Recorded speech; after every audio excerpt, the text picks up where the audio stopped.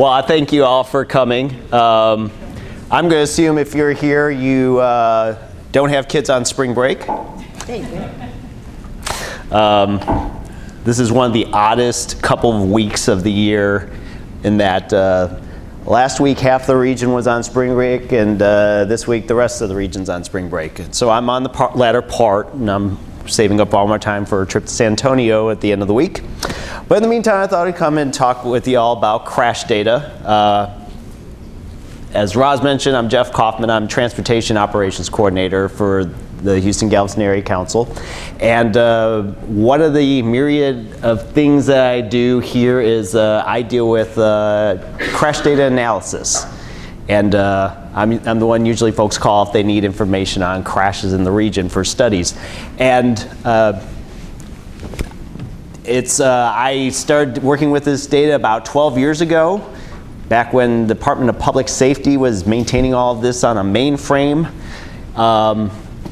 I'd say that this data has a big has had a big impact in regards to some of the safety discussion we're having today, because without the ability to take this monster of information and try to synthesize it into something that's manageable, it would be very hard to discuss traffic safety overall, because there's just so much to work with, and it would take an eternity just to go through. So since that, there seemed to be a lot of interest in the subject of crash data, and so I thought I'd just kind of give an overview of what working with this data is all about, some of the wonderful things you can do with it, and some of the ways that you can easily abuse the information. Basically, in regards to what crash data can do, one of the key things is the ability to ID dangerous locations, just the ability to say where are crashes occurring the most. I get a lot of requests for data on crashes, for various locations in the area. I'd say I get about 2 or 3 a week.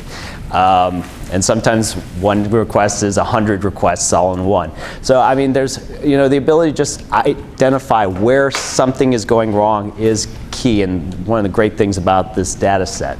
Data now, the fact that I can provide a data set to you instead of a stack of paper, it saves a lot of time in terms of your ability to analyze. Taking this information and synthesizing it can make it a useful tool for engaging with the public about traffic safety. Prior to provision of this data, it was a lot of anecdotal information. And this is something now you can take actual data points and put together something that is usable by the public. Not just the public, but policymakers. Because this is something where if you want to put more money towards traffic safety in terms of intersection improvements, you can lay out your case. If you want to be able to show that drunk driving is killing people in the area, you can make your case using this data. I mean, there's so many great things that you can take this information and use it for. Unfortunately, though, there's so much of it, and there's so many issues. There's a lot of little issues that need to take consideration in regards to using it. There's a lot of judgment involved. There's a law enforcement officer who comes to the scene and has to interpret what has occurred. You are working with a level of judgment there. There's information that's misentered into reports, either by law enforcement or even by people who are putting it into this massive database that we have to work with. There are a set of business rules that come into play in terms of the management of all this data that kind of impact how data comes out and how it can be used. And also, all of us in the room, we are perfectly capable of taking this data and misinterpreting it. Even 12 years of working with this data, I know that I am occasionally prone to screwing up an analysis because I've taken the wrong database out of context. So I wanted to take this opportunity to kind of look at all these great things that you can do with this data and show you some of the things that potentially to watch out for when using it, so you can provide the best result and not potentially skew the data set in any way. So where it all starts is that basically safety data was hard to come by. It was rarely electronically collected. There were couple folks that maybe did it on a spreadsheet, but ultimately it was a piece of paper somebody filled out it was sent to the Department of Public Safety, and there it sat in the basement in Austin for decades in boxes, and that maybe were entered into a mainframe. And I learned all this from a night with my daughter, 2 in the morning. She couldn't sleep. She's about 3 months old, and I'm sitting there, and they did an investigative report about crash data. And the report actually went downstairs, and they showed you lines of boxes full of crash data reports. And I literally stacked to the ceiling of all these reports that they needed to process. So it's a lot of information to deal with. It's all by paper. And once you got them, it's hard to work with because you have, if you have 1,000 crashes at a location, that's 1,000 different physical reports you had to go through to look at. And so if you're trying to pinpoint a location, imagine taking all that information and trying to figure out where all the hot spots are. And usually you'd have to go to the police department to even get this information. And the police department, they're there to protect us, help us in times of need. They also would prefer to do that as opposed to go rifling through file cabinets to try to find crashes. So it is a very time-consuming process in general. However, with the passing of the safety law, which was the transportation legislation prior to our current legislation, MAP 21, it required that all the states have a system in place to capture crash data. And so that the states, and ultimately the rest of us, can identify where crashes occur and where we need to, what priorities we need to address. So that created what's called, at least in Texas, the CRIS system, the Crash Record Information System. This system is a giant database that had been created by TxDOT. They've been collecting reports since about 2003 of crashes statewide, on system and off system. So it could be on the freeway or it could be somewhere in some little intersection in Santa Fe. That crash report ends up in TxDOT and into this database. It's a Herculean task. Figure about 600 to 700,000 crashes a year that go into this database that have to be entered in. For the Houston area alone, over a 5-year period, over 500,000 incidents, 500,000 records, crashes, serious crashes that are going on in this area. They've taken this data, they've put this into a database. They've even taken it to help us out. They have geocoded the data so that we can take the information and make maps. And that's a big deal because even if you put it in a database and you show someone a huge spreadsheet of crashes, that means nothing. Put it on a map, all of a sudden it means something to folks. And basically, as I said on the slide, you don't need to sift through a skyscraper of reports. I use skyscraper because if you stacked all of Houston's records up on top of each other, it would be one of the tallest buildings in the greater Houston area. This is a crash report, what it looks like. And I provided you an example. If you want to fill it out while you're sitting here, be my guest if you have a crash you care to report. This is the report law enforcement officer will fill out.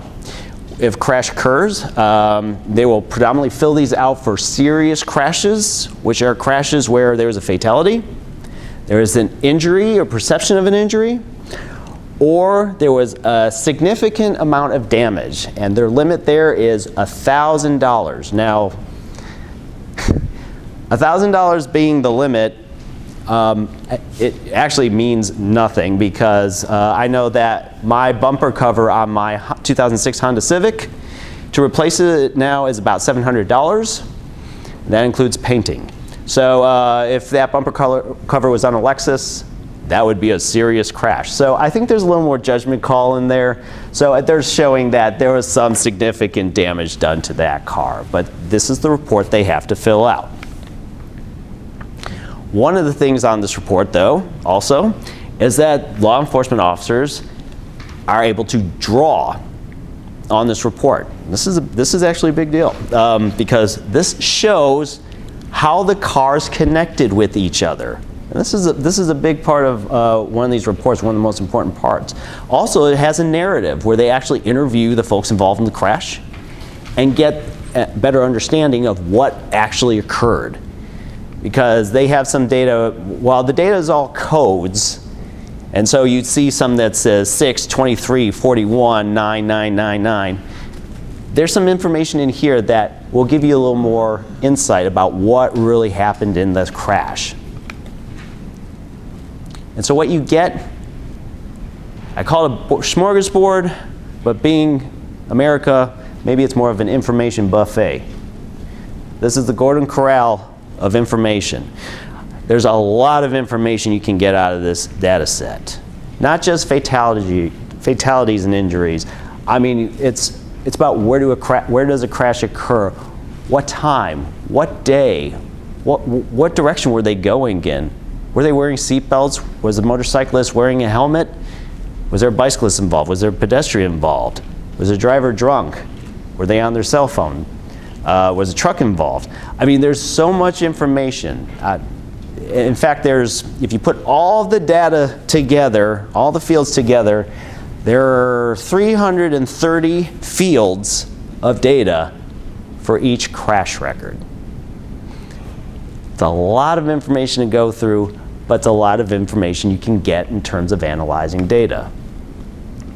In terms of how to use, or what you can use crash data for, you can use it to identify hotspots where crashes predominantly occur. Just one of the first things we did as an agency, taking the data that we had, was we were able to do hotspot studies and be able to identify problem locations for communities where perhaps there were some low-cost countermeasures.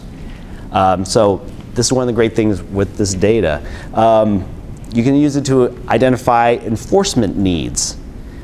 This is something that's often done in regards to criminal justice, where they will take crime data and map it and do heat maps to show where crimes predominantly occur, and they take that data in a similar manner, while you would take law enforcement and put them on the beat, more folks on the beat there for crime. You can do a similar approach for dealing with traffic incidents. We've done that. In fact, I've helped out for doing analysis for DWI enforcement. Where do drunk driving incidents usually occur? Let's put more cops there. It can be used for identifying fixes, like physical improvements to locations to decrease potential for crashes. You can take that information just based on all of the characteristics that come out of the data set, how cars are connecting with each other, and it'll give you some ideas of what options that you might have in regards to, fixing the data. Not the data, but the problem at hand. If you have a location where it's an intersection and there's a rash of people running into the back of people making right turns, right off the bat you can take a look at that and say, maybe we need to look at a dedicated right turn lane.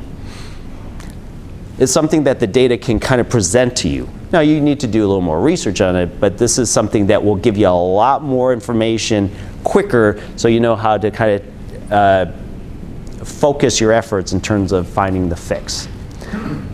The information can be used for public information and outreach. If I want to promote drunk driving issues, I can take that data and say that Harris County is #1 in the country in regards to DWI deaths, which is an unfortunate truth. I didn't just make that statistic up. I'm able to show how distracted driving is on the rise.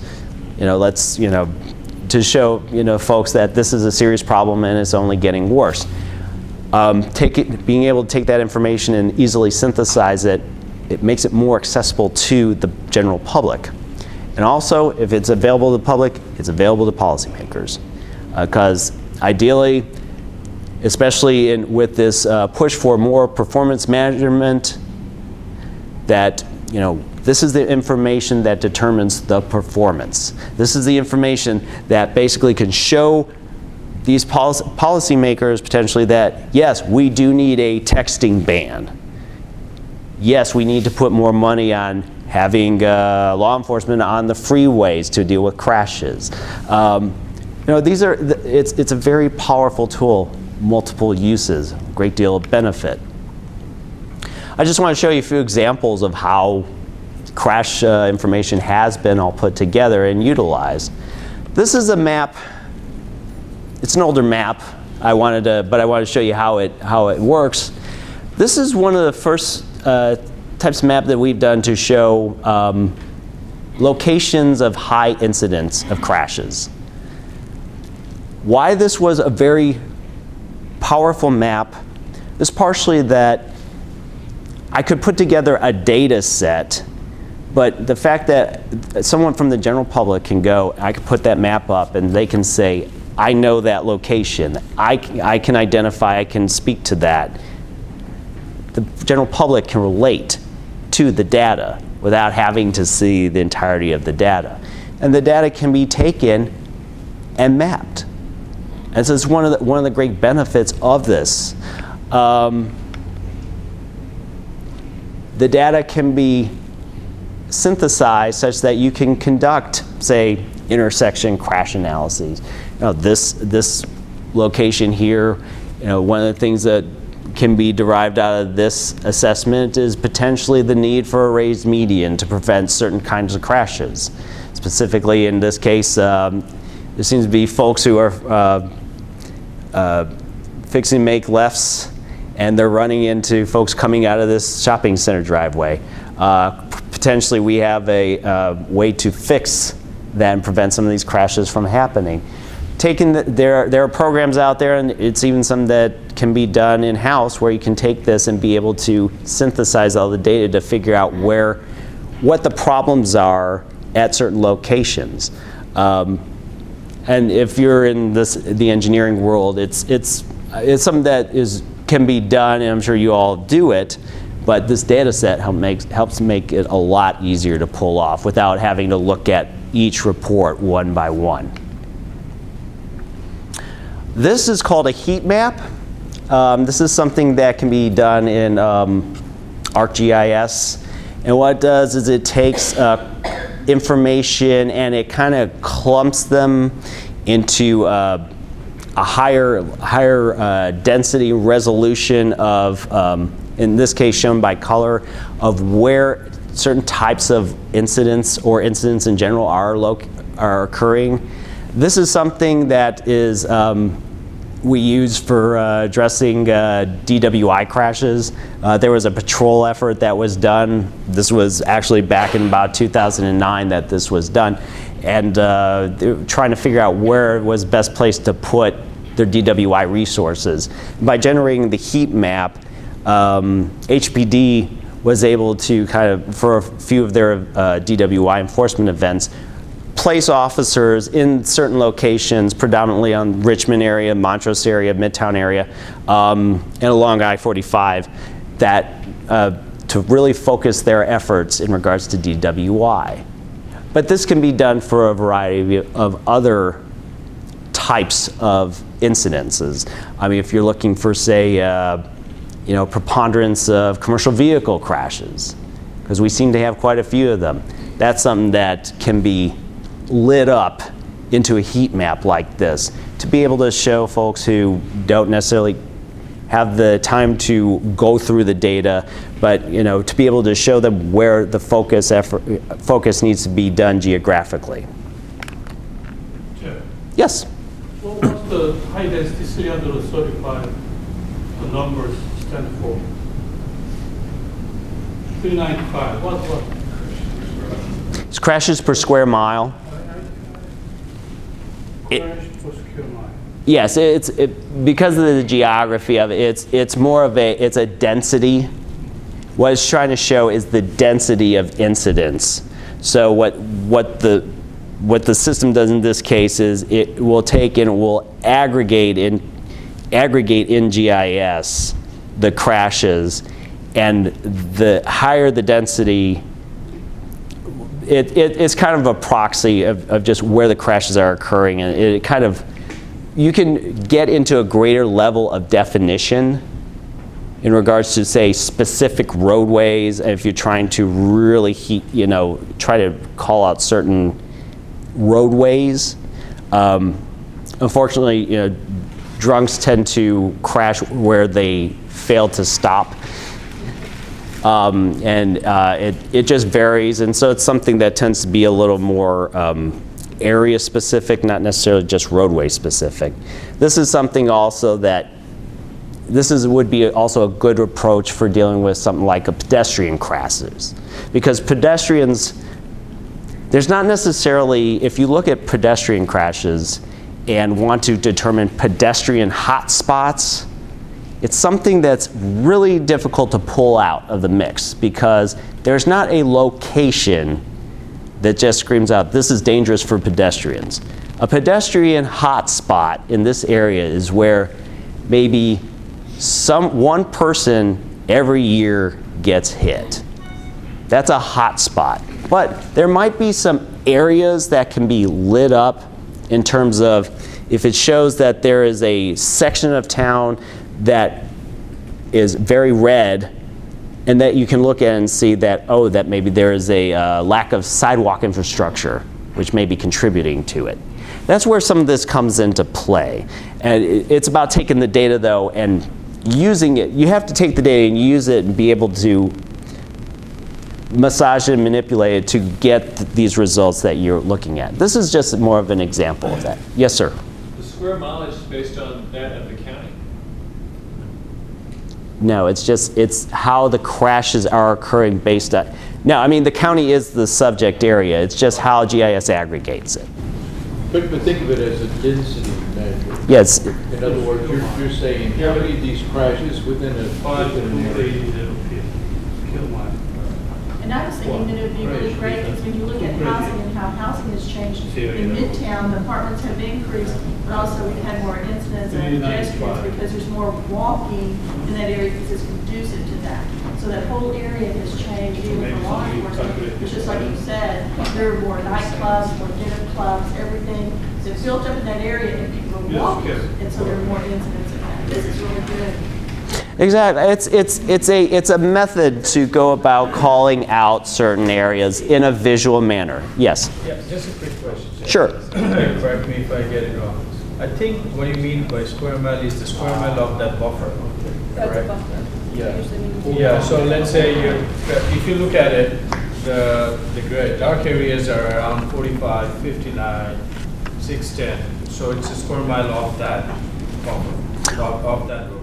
Well, what it's looking at is it's actually aggregating all of the incidents. So what it's showing is that in regards to where the incidents tend to occur, it's not necessarily just on the freeway, because it's also occurring on the arterials as well. So I mean, I would say the freeways will tend to have a higher incidence of seriousness because of the speeds, and especially at 2 in the morning. But no, it literally will. It's probably more of a better representation of the number of drinking establishments. So you can actually separate the freeway accidents from. I think it would be useful to separate the actual freeway accidents from the local streets. I think first you got to take that data out and then analyze it for local stuff. It depends on what it is you're looking for. You can do that. You can definitely do that. If you are interested in just arterials, yes, absolutely, take out the freeways. I mean, this is unfortunately one of those instances where drunk driving, for example, is something that is there's no. They are drunk, and they are just going to go to where they are to go, and the crash occurs where the drunk fails to control the car and hit another individual. There's a lot of randomness involved in this. There's a lot of randomness involved in crashes in general. And DWI throws in perhaps an extra level of randomness too, because you're dealing with someone who has a limited level of capacity compared to the average driver. So the fact that they're on an arterial or they're on a freeway, it just it may be chance. So for instance, if you have a failure to yield right away, this heat map will probably change, because in freeways you probably don't have that crashes. Right, and that's something you would potentially, you'd have to look deeper into the data. And it depends on the level of depth you want to get into this data, because you can get very deep into this data. And this is just an example of how you can take this and say, for this particular exercise, so where do you want to go patrol? Where should we go put more law enforcement? That was the question, and the answer was basically this is what but you can take this information based on what it is you're specifically looking for, and you can get specific about this, and you can adjust the parameters to come up with maps like this that meet your needs. One more question. GIS tool do you use to create that? I'm sorry? Which GIS tool do you use to create this? This was an older map, but these days GIS comes with spatial analysts, so spatial analysts comes into play. So we're an ArcGIS shop. Yeah. So spatial analyst is what we tend to use. It has a great heat map function on it. Before that, we were actually using my predecessor developed his own program. It would make these elliptical blobs that would show up. I like the heat maps better because I think they're a little, you can play with some of the color scheming to kind of work with that. I think what we're trying to say would be more, I would say, wise, so to know what the tool actually does to create that, so that you know which square mile is taken into, whether it's actually calculating the nearest neighbor data points or whatever, because the per square mile, if someone sees the value, I mean, it just throws, maybe the value shouldn't be there, especially for this. Well, it could be. I mean, in this particular example, it's just what it's doing is clustering data to show preponderance of events. And so and the goal here was basically where are events occurring. And so it's showing that where it's red, that's where it's occurring. Go put some cops out there. Let's try to get some drunks. And so that's pretty much where this would come into play. Admittedly, if we did a full-blown session on how to utilize crash data, this would be a 2-day course, and maybe I'll look into teaching something like that.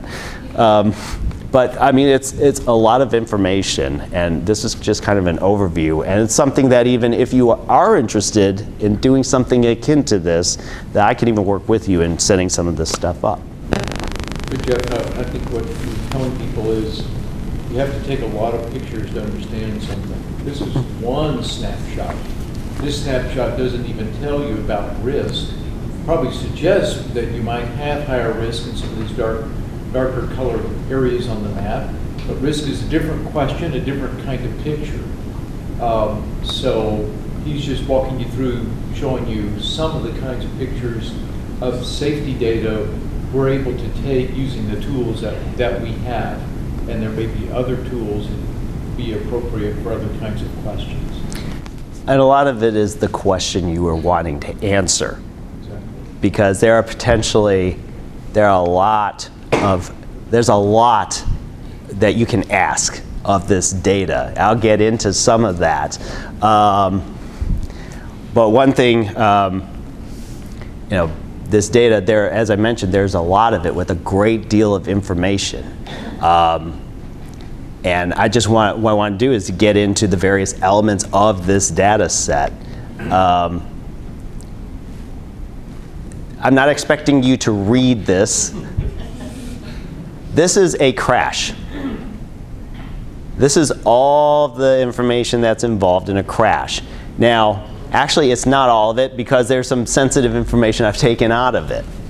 I mean, there should be at least another column or two of sensitive information, such as driver's licenses, addresses, phone numbers. There's a lot of information that I will not provide to you, just because I will not give to the public because, one, it is personal. Two, I've told TxDOT I won't. So, but I just want to give you an idea of what a crash report data set looks like. It's a lot of information. The data comes in 3 parts. These are three key parts of all crash data. One, first thing is there's a crash table. And the crash table is a description of the event. The unit involves the cars in the event, because there are usually at least one car involved in an event, and you can just have a one-car crash. But and in each unit, there are people in the vehicles. Each of these play a part in regards to looking at crash data. The crash table is probably the primary data table that you will be working with, because this is about the location of the event. The where and when. Was it wet or dry? Was it at an intersection? Was there a traffic signal? Did you sideswipe them? Did you run in the rear of them? There's a lot of the general information about the event itself that is in this crash table. In addition, TxDOT, it's their data set, they have included some information as well, because what they've done first is they go through a process where they actually take the data and they look through it and they interpret the data themselves. They go and they look through this information and they try to make sure that the data are correct. They go through and they geocode the locations of the crashes. It's something, it's a difficult process, and they can involve themselves to go and geocode these locations. If these crashes occur on a state system, they put the road characteristics of that facility into the crash report. So if a crash occurs on Interstate 10, they'll put all the information about I-10, the number of lanes of the facility, the amount of traffic, shoulder widths, lane widths. They put quite a bit of information about the actual road into the database. And they also include the traffic counts in there, so you can do some assessments about the rate of crashes. The second table is the unit table. This is about the cars involved in the crash.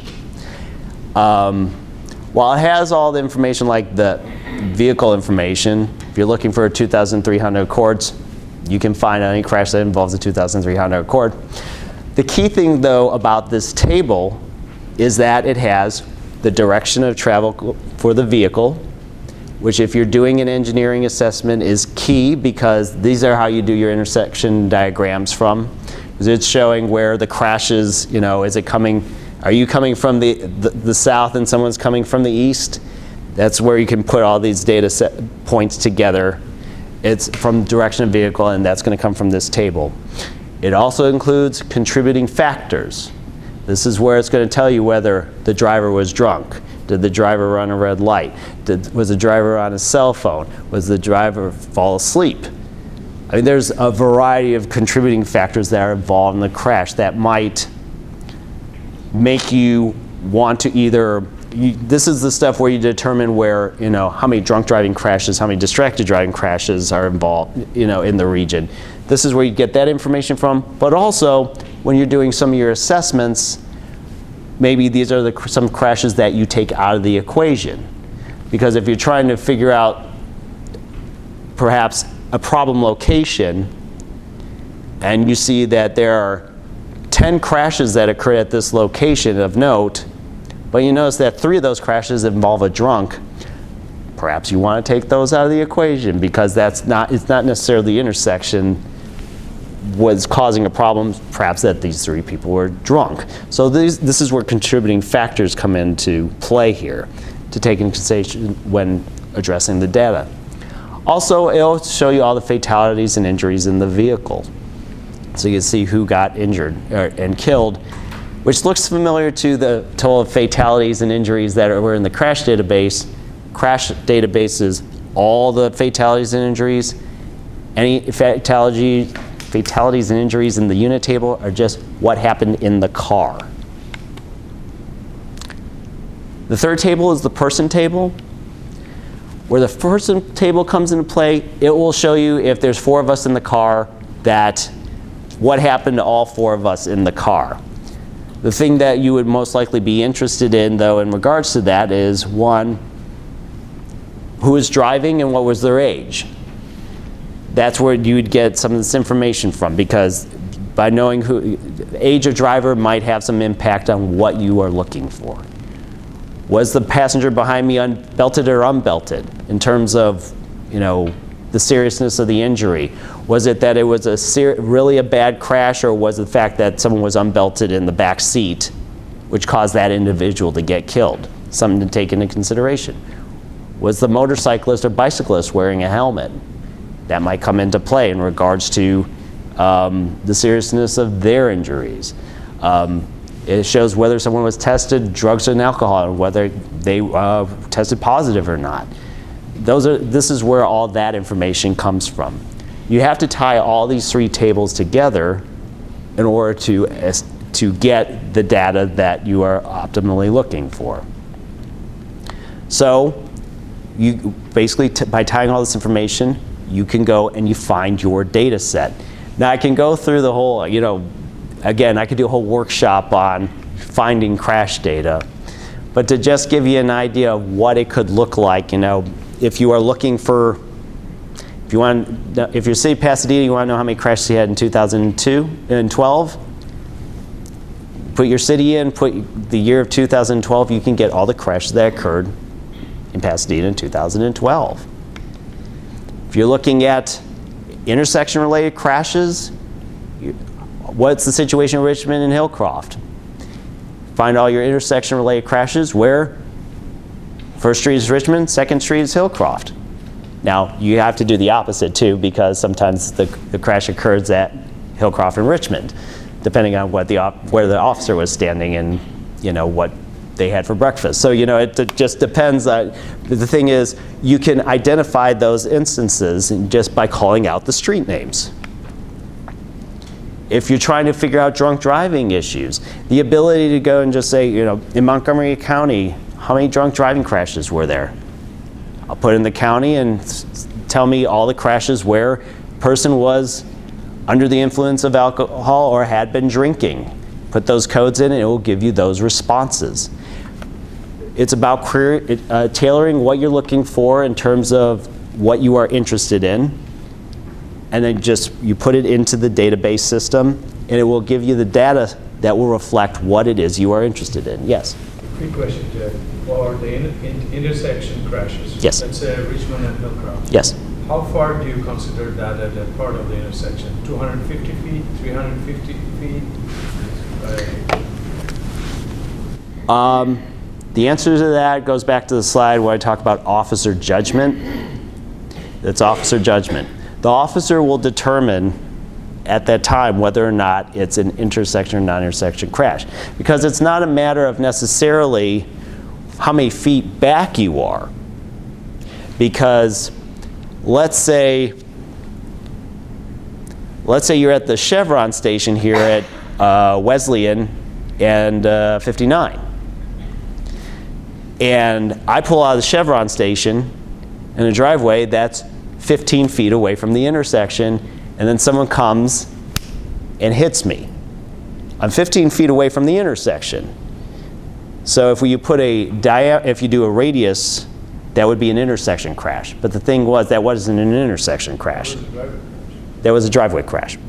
So there's officer judgment that's going to go into determining whether or not it is deemed an intersection or intersection-related crash. So it's not necessarily it's not necessarily a radius issue. If you're in a queue of cars waiting at a traffic signal, and you're 150 feet back, and someone runs into the back of you because you're waiting to turn left, that's an intersection crash.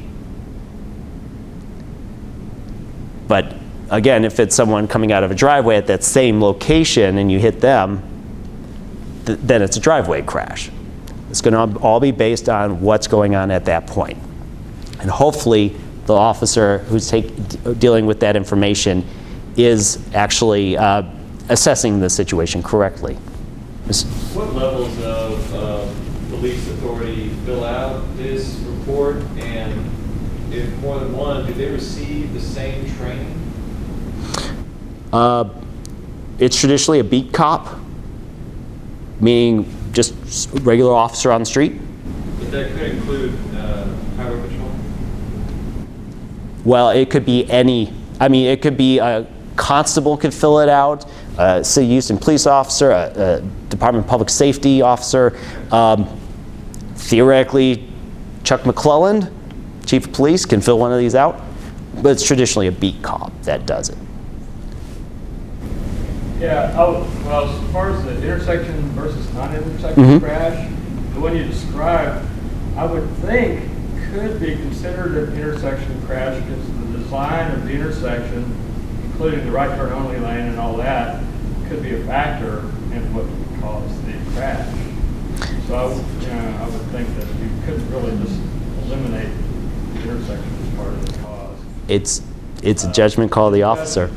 The other question regarding these forms, the form that you showed earlier that showed Houston Police Department's form looked different than this. Do they use a different form or do they use a consistent They form? now use a different, well, the City of Houston recently put in a system that they can enter their crash reports on their MDTs, the mobile data terminals in their cars, where they can do, basically they can place cars.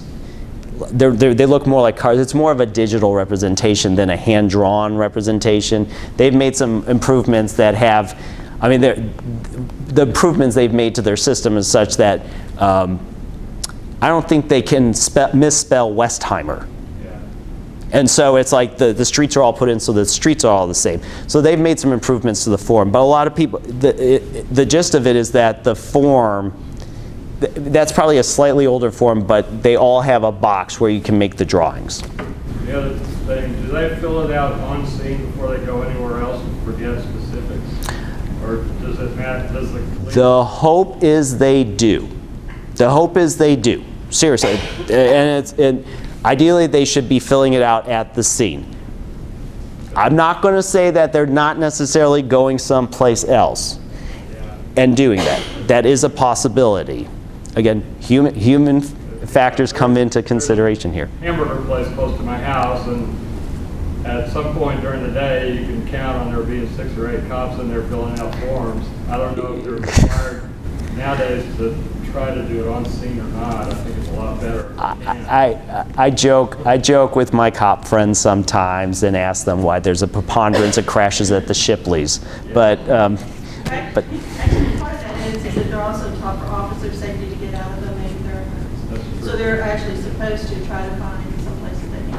And then the answer to your question, we do law enforcement training through H-GAC, the contract. All of them in the basic academy are taught to fill out this form because there are several scenarios here, and as Jeff was saying. Luckily, a lot of departments now have it where it's electronic, because part of the problem has been that you were not able to read the officer's handwriting.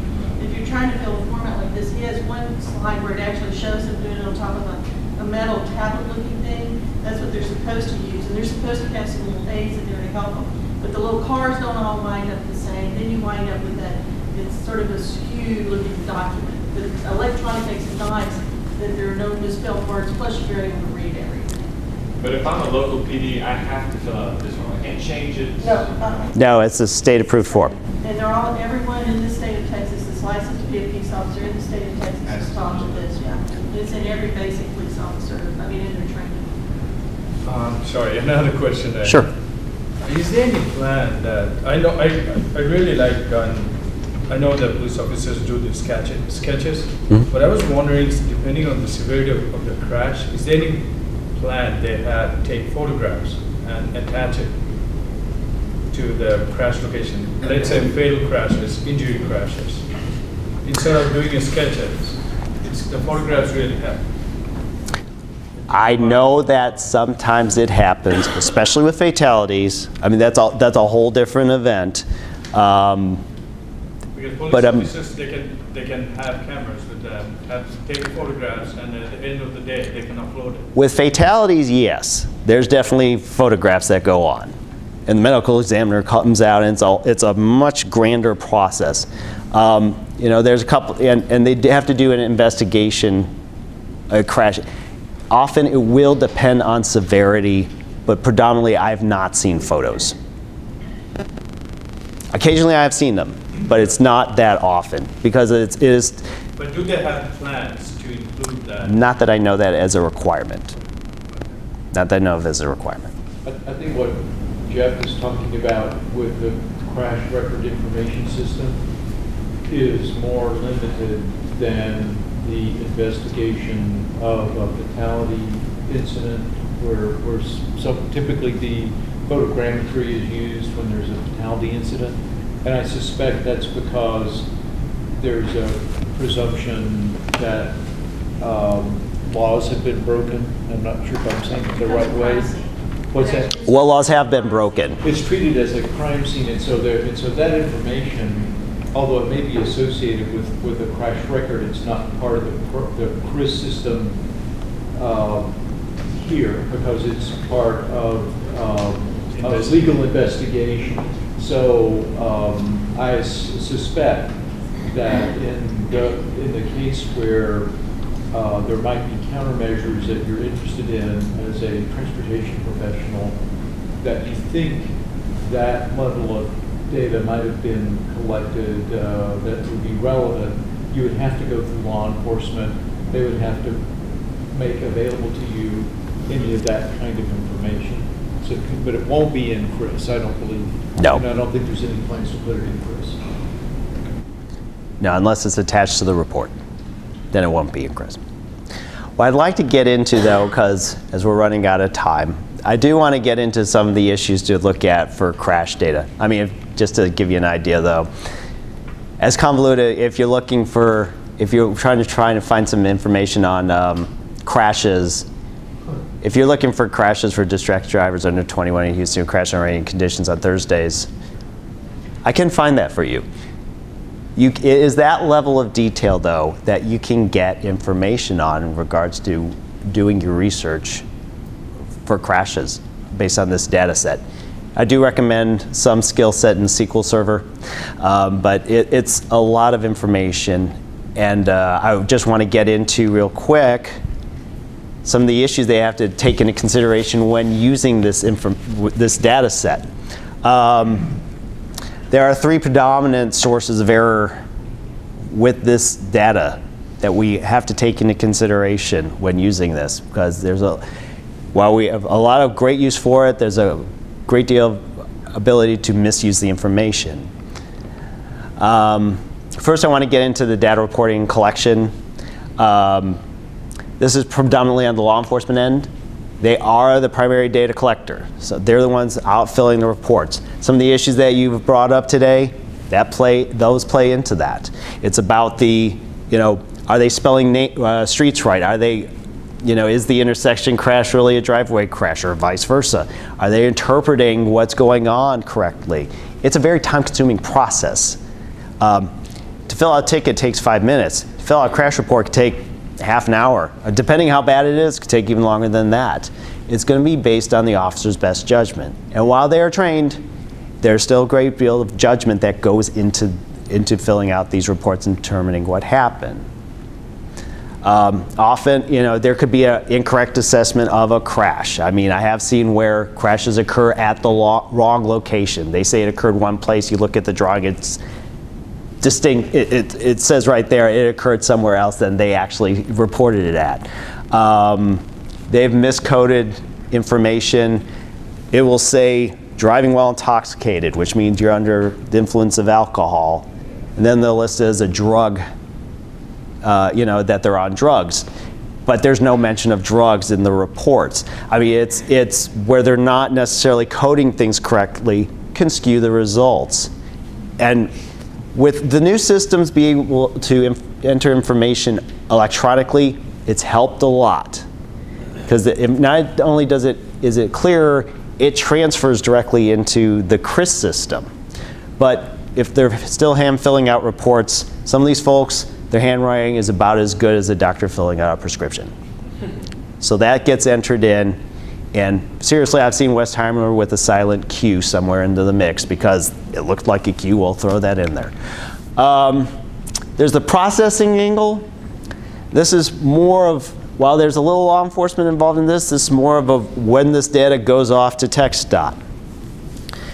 There's The data entry, this data sometimes has to be entered into the database by hand by TxDOT. With the new systems, it's becoming easier. TxDOT has set up a system called CRIS that's available for free to law enforcement agencies, where they enter in the information electronically, it goes into the system automatically.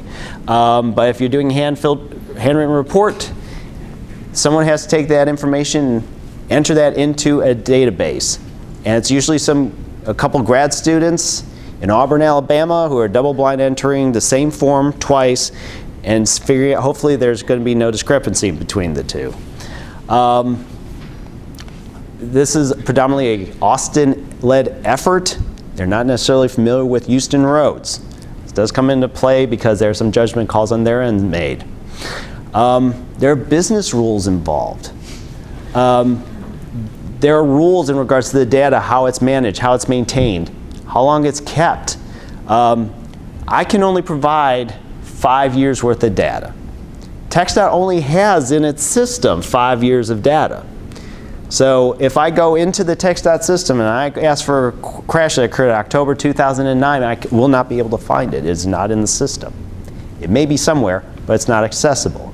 Not even the district can access that data. So these are some of the things that come into play. One of the big business rules that causes a lot of consternation is what is a dead person in a crash. You have two people in a car. They're hit by a drunk driver. One individual is killed instantly, dead on the scene. The other is taken to a hospital, who is placed on life support, and after 32 days dies from their injuries. There's a one fatality event. The other individual was incapacitated. They're no less dead, but because the rule that a death has to occur within 30 days of the incident, that person was not dead. That's a business rule. Also, information in regards to what an officer puts down versus a TxDOT interpretation of that report. There could be discrepancies there. Some of it may be a lack of familiarity with what the region is, thinking that one road is another road. And so the report data and TxDOT's interpretation of the data will differ.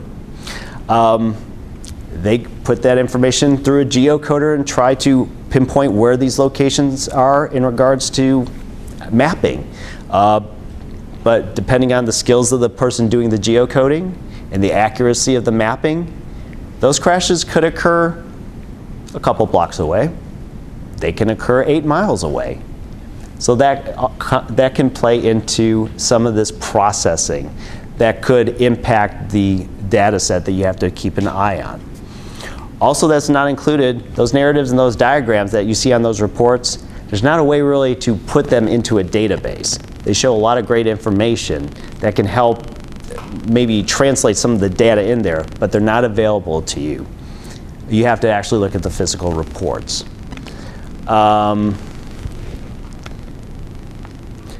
Third issue is where you and I come into play.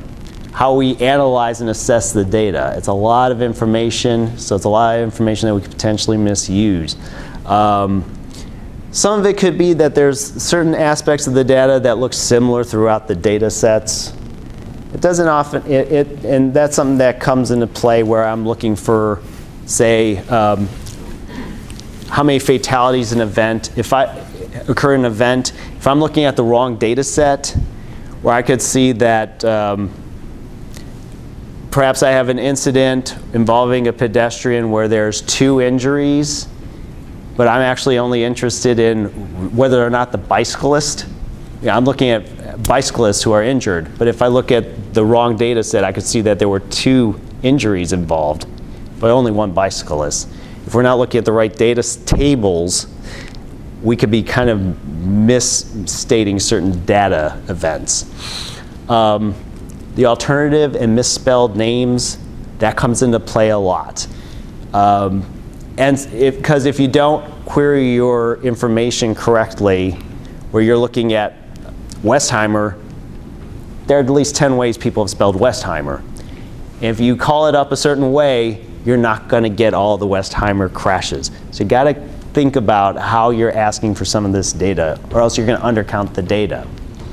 And if you don't filter it correctly, where you're trying to really find what it is you're looking for, you potentially overcount your data set. So you have to kind of think before you act in regards to what it is you are asking for. Even if you want to ask me for data, you have to think about what exactly it is that you are wanting to look at for your data assessment, because it's so much, and if you don't get specific enough, I could potentially give you too much and you're overstating a problem. Also, the number of, I could give you information and big numbers in terms of the number of crashes I give you, it doesn't necessarily mean that it is more dangerous. It is an issue, but it's not the whole story. And sometimes people look at the big numbers, like 100 crashes occur at a location. Oh, it is dangerous. But they're not taking the entire thing into account. And I'll show you a couple examples of that. And just overall, if you don't understand the data, it could result in misrepresentation.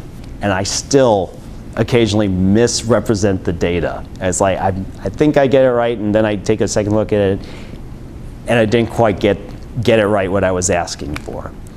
But to kind of give you a few examples of how data can be misconstrued or misused. Initial example, this is the total number of crashes in the Houston area. And as you can see, the number of crashes have gone up significantly, especially since 2011, almost bumping up on 130,000 crashes in 2014 alone. Can anyone kind of take a stab at what is happening here? Texting. Texting? Texting? Better record keeping. More people from Oklahoma. No, but you are correct. Record keeping. And that's a big thing. The first thought here, and the first thought that when looking at the data, my first thought on looking at this and looking at the trend was, wow, we're having a great economic recovery. More people are getting on the roads, and it was resulting in more crashes.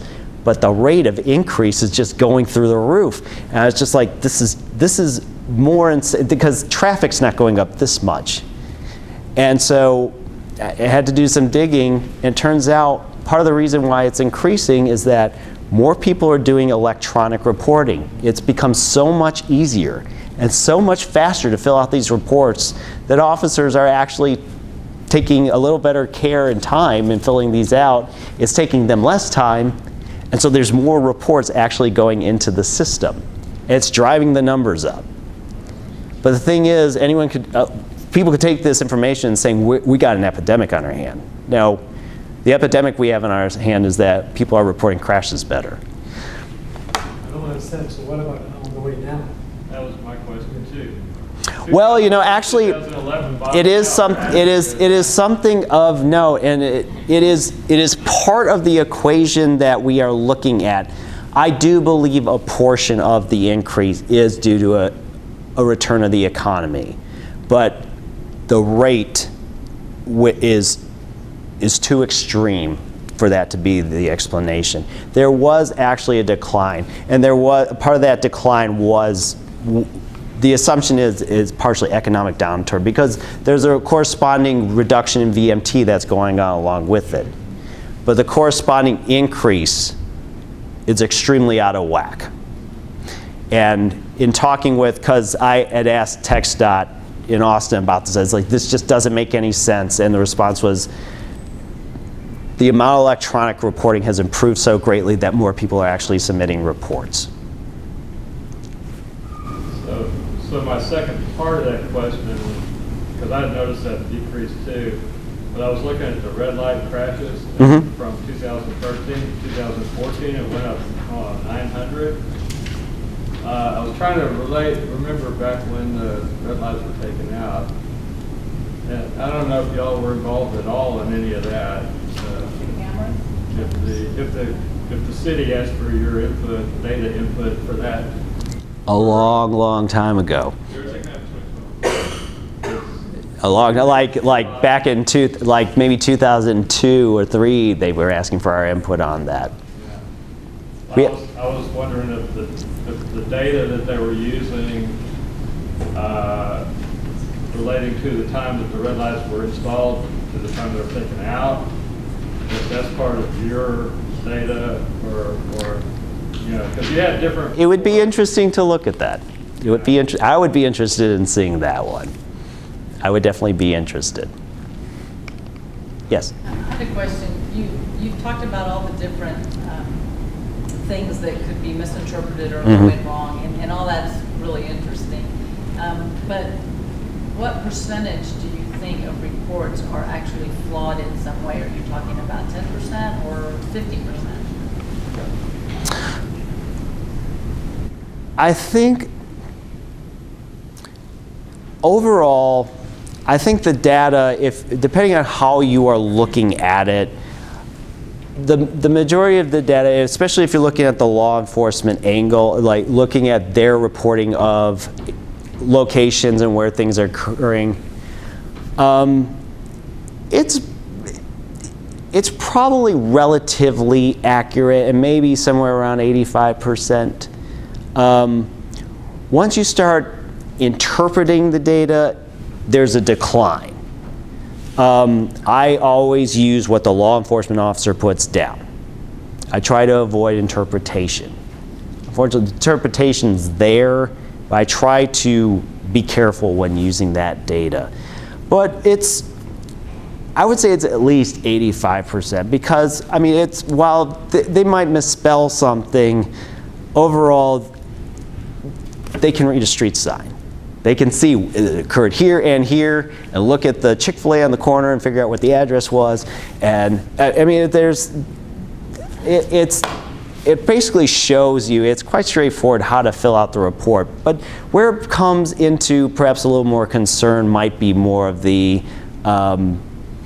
maybe the specifics about maybe the driver behavior or some of the interpretation of, drunk or the yielding of right. Some of the contributing factors might be a little suspect at times when you're looking at some of the description. There's certain catch-alls, codes that kind of put into use, especially something called failure to control speed. 3 out of 10 crashes are a failure to control speed, which merely means even I'm driving and then I'm just not paying attention to the right time. You're at the intersection, I bump into you at 10 miles an hour, I failed to control speed. Really it was driver inattention, but overall, you think about 85% of these reports. I think the vast majority of the data are pretty good because it is a tally of what is put down. And there was a while where we were not provided the officer detail, but after some discussions, they start putting in officer detail.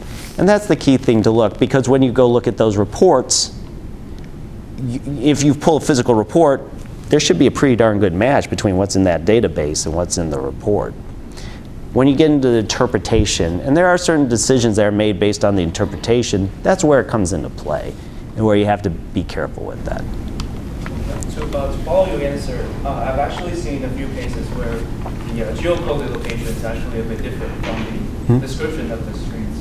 So in that case, we kind of have more confidence on if the description of the street is very clear and reasonable, then we should have more confidence in that actual reported street names than the geocoded location.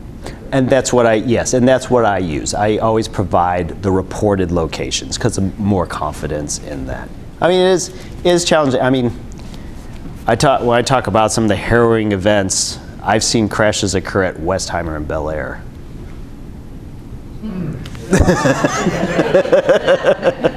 I mean, to give you an idea, that. Yes, it's starting to actually. In fact, I believe HPD is starting to do it, as is the sheriff's office, where they have it set up such that they can basically hit the button and it will pick up the code of the location of the car, with the hope that they're doing that on scene, that will auto load into the system. because again, this is where the preponderance of Shipley's incidents are. You know, if they're hitting the button there, that you don't want that. So if they're doing that there, that technology is being taken into consideration and is preferred. I only have a few minutes left, but This is the most interesting part. I want to talk about that. okay. Well, yeah. I mean, this is called what I call the most dangerous intersection, because the question is, what's the most dangerous intersection in the region? Anyone? It's the one near my house. That's always the answer. But the thing here is, basically, I have two intersections here. State Highway 6, FM 529. 97 crashes in a 3-year period of note. 1485 near Kingwood, Loop 494, 48 crashes. Half as many crashes. So right off the bat, if I just threw those two data points for you, you point at State Highway 6, 529, you say that's dangerous, more dangerous than 1485. And that's something, you know, an argument could be made to that effect. However, State Highway 6, 529 has about 90,000 vehicles going through that intersection a day. Whereas 1485, 494 has only 23,000 vehicles going through that intersection a day. So when you play the odds game, or what are the odds I'm going to get hit in this intersection, at State Highway 6 at 529, I have about, you know, 1 crash will occur for every 1 million vehicles that enter this intersection, where nearly 2 crashes will occur at this location for every 1 million vehicles that enter the intersection. The concern is that when you're just looking at the number of crashes as a whole number, it's not taking away that there's a danger there.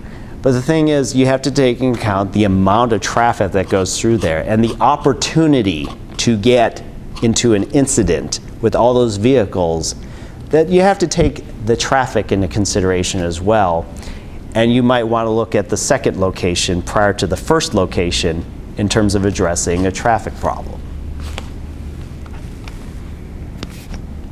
Pedestrian crashes, just a couple more examples. In Harris County, there were 1,129 pedestrian crashes listed. But there were 1,219 crashes involving pedestrians.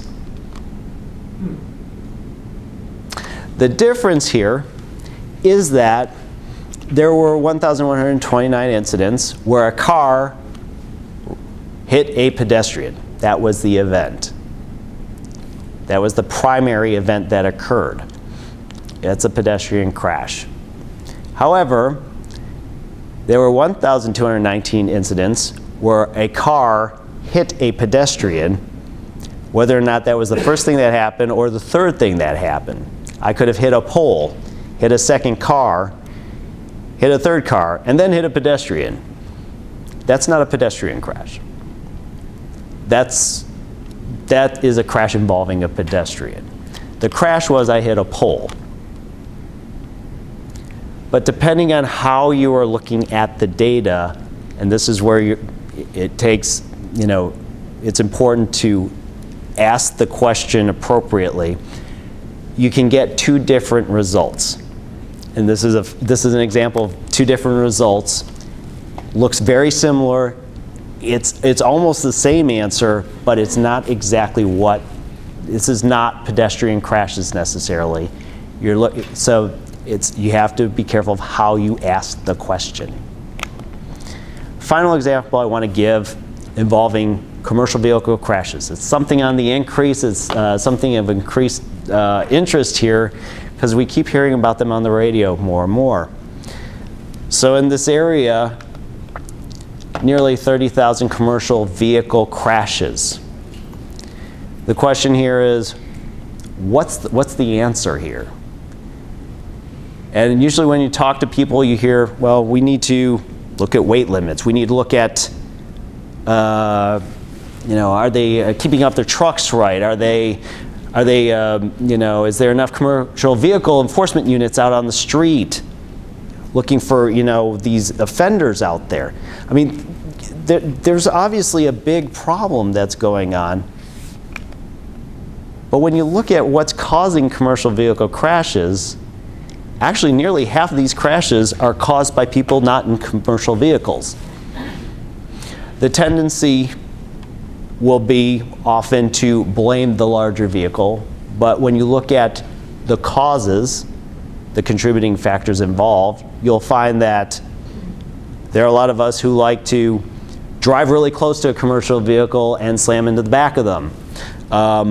We drive in their blind spots so they can't see us. We like to cut in front of commercial vehicles at high speeds and hit our brakes, assuming that that vehicle that weighs 40 tons is going to be able to stop in time before they smash into the back of us. It's one of the things, when we look at the problem, we have to sometimes be able to separate. Make sure we understand who's involved in all these incidents and figure out whether it's a one solution issue, like a red light running crash, we got to stop people from running red lights, or is there something where there may be a couple parties involved? We look at this also for like motorcycle crashes. Motorcycles, it's 1/6 deaths in the area are motorcycle crashes. Motorcycles need to be careful out there.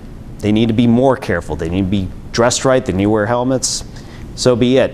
But we also have to be better at driving around motorcyclists.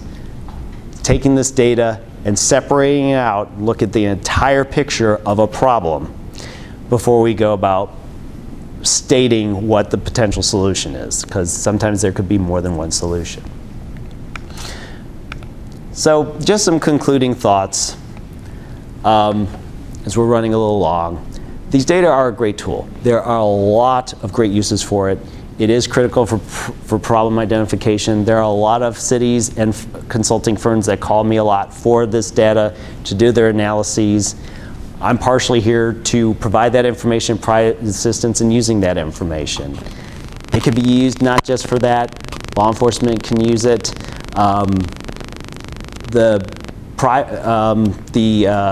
Advocacy groups have used this information to state their case about different issues. I mean, Mothers Against Drunk Driving, the whole distracted driving argument going on right now. The data are playing a role in making that argument happen, and hopefully this time around, it looks like there may be a distracted driving bill passed. This can assist in policy development, and when used properly, this can truly save lives. And just the issue, just don't take the data at face value. If there are collection issues, there needs to be more work with law enforcement to address those issues. With these new tools, make sure that they're aware of them. They can use it and collect better data. I have a constant communication with TxDOT in terms of processing the data. It helps, internally, if you have someone on hand that has some expertise in handling the data. I'm more than happy to help, but for your firms to develop the expertise in your cities and actually utilizing the data for your benefit. And also it's taking some care in disseminating this information to the end users, because it's very easy to take the information and to manipulate it to whatever need you wish, whether for good or for evil. So on that note, I have some information here. I'm more than happy to provide information to our member agencies or consultants that are working with member agencies. I'm more than happy to work with organizations that utilize this data to help their causes where appropriate. You can request some of this data from TxDOT if you are a private entity. The press usually goes through TxDOT for their records. And I'm also more than happy to work with folks in terms of assessing data. With that, I'll take any final questions. I appreciate all your questions and your insight on this, but I thank you for your time. First. Thank you. I'm sorry, go ahead. Oh, okay, yeah, sorry. You talked about the crash frequency can be normalized by the vehicle volumes on the Yes. roadway. So what do you suggest is the best way to show both information or the normalized information on the map, on one GIS map? Because normally these are two different sources, like volumes is Right. points on the roadway. So when you try to combine them together, normalize them together, then have you encountered any good ways to show them together? Well, it depends what you're trying to do, because if you're working, say, if you have intersection data, if you're doing counts for a study, the best way to do that would be potentially to, literally locate the location, get the counts associated with the location. You can be able to, I would say, if you're trying to show like higher rates, because you look at intersection different from a road segment, because you're looking at vehicles entering versus vehicle miles traveled for a segment of road.